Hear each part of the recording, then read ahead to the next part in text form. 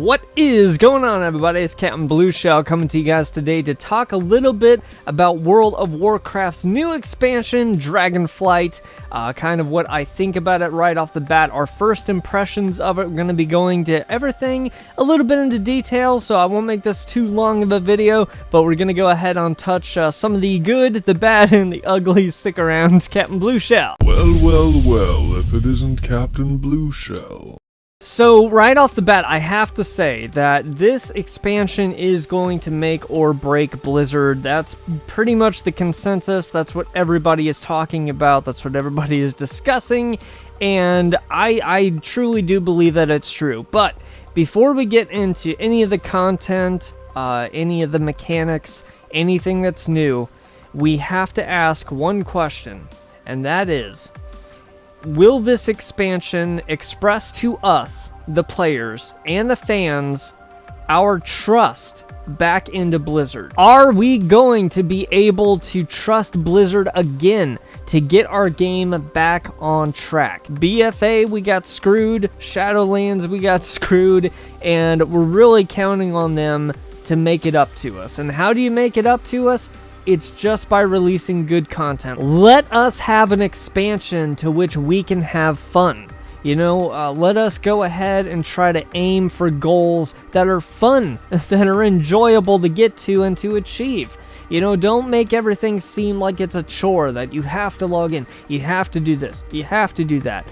And it's just been one thing after another with that. I mean, there's a reason why in Shadowlands it's called Choregas, or was called Choregas. It's gotten better, but still, I mean, it's still a blemish on the record, so hopefully we'll get back with a clean record with them.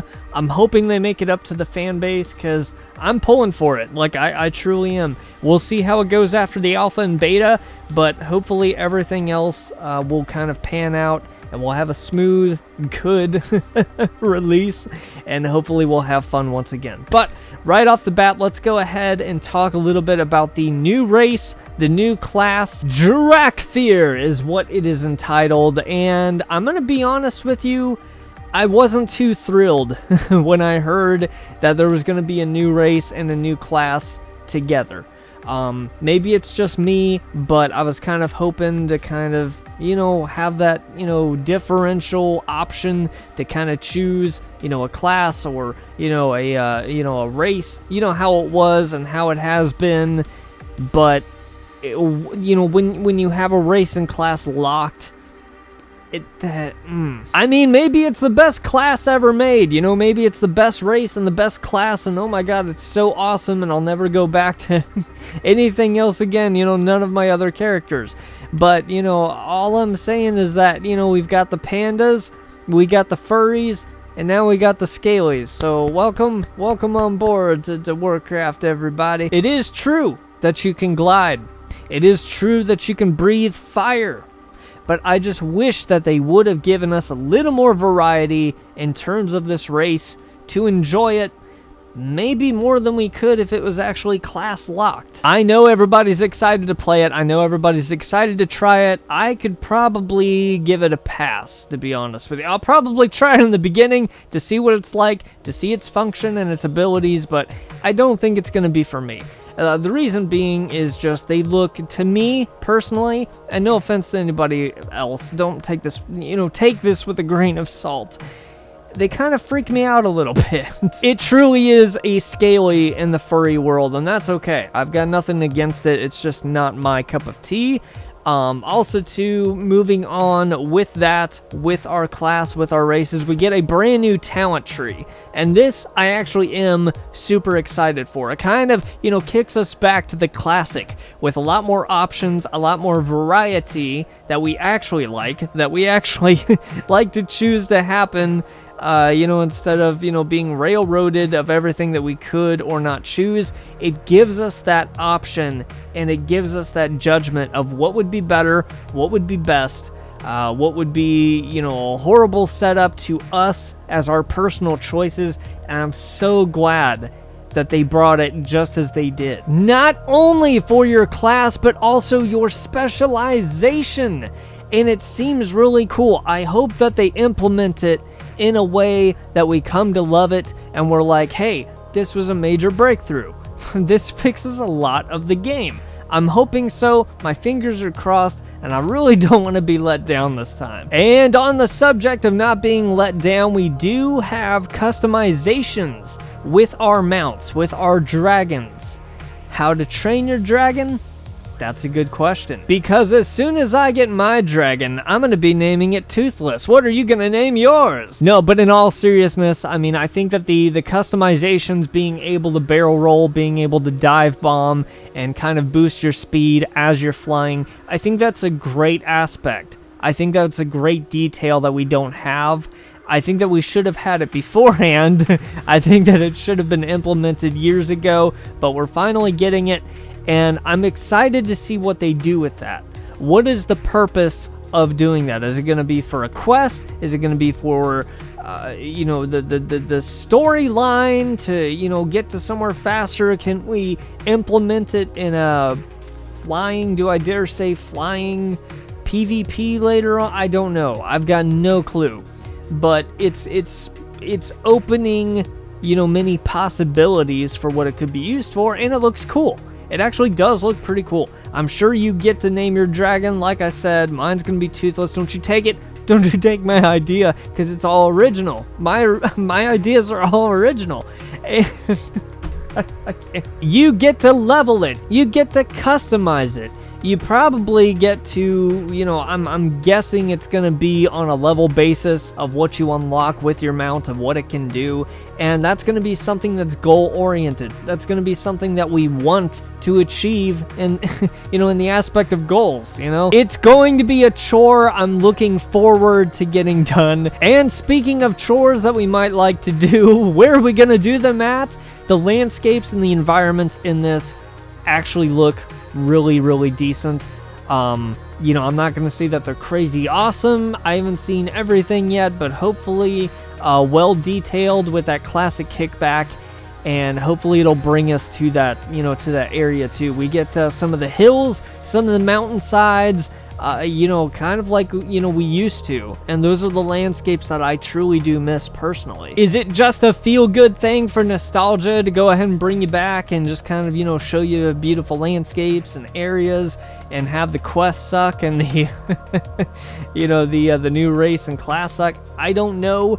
We're going to have to see. A lot of things we're still going to be finding out as time goes on. And speaking of finding out things, I didn't like how they did the announcement. I didn't like how they did the reveal for it. I don't like the people being at the table discussing things like, yes, we've changed. Yes, oh, we're going to make it up to you. Oh, it's going to be great.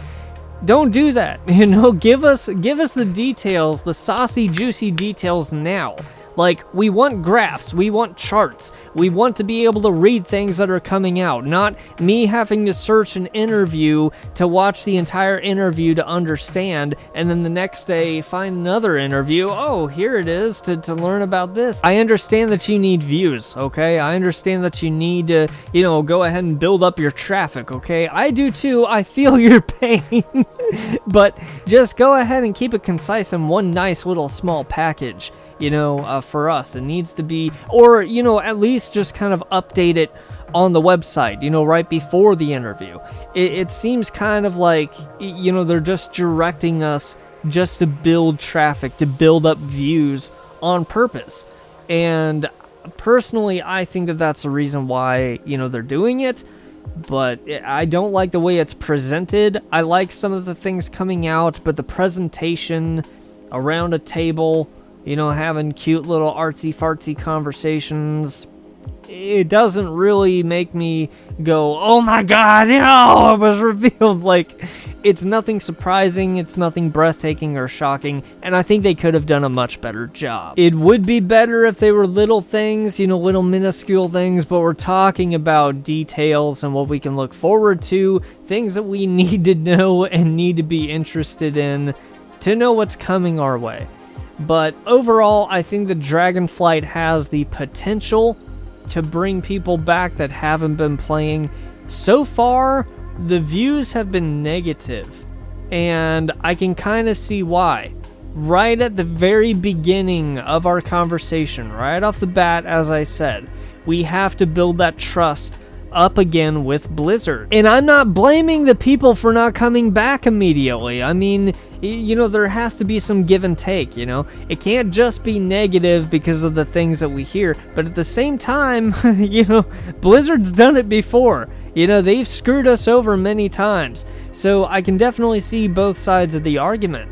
And I know a lot of people aren't going to be playing on expansion, on release day of the expansion.